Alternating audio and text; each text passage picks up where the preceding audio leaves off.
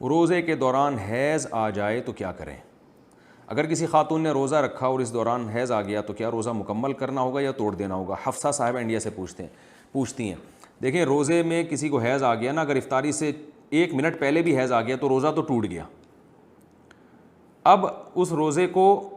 توڑنا خود سے بھی جائز ہے, یعنی آپ کھا پی سکتی ہیں.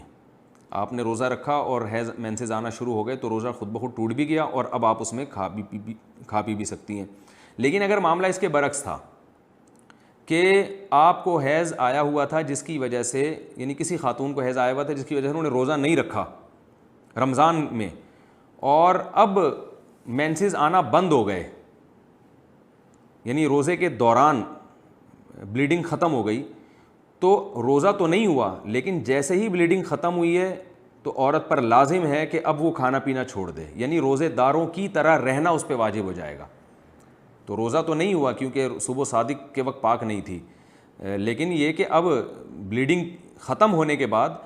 روزہ تو نہیں ہوا, لیکن بہرحال اس کے لیے اب کھانا پینا بھی جائز نہیں ہے, بلکہ اس پر لازم ہے کیونکہ اب وہ پاک ہو گئی ہے,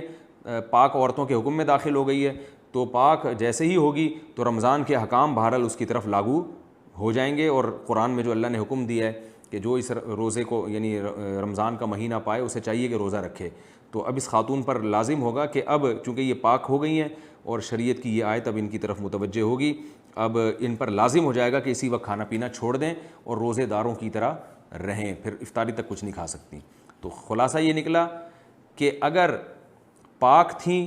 اور روزے کے دوران مینسز آ گئے تو روزہ بھی ٹوٹ گیا, کھانا پینا بھی جائز ہے. لیکن اگر ناپاک تھیں, مینسز آ رہے تھے اور روزے کے دوران پاکی حاصل ہو گئی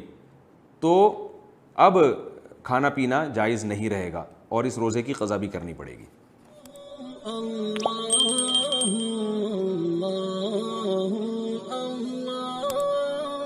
اللہ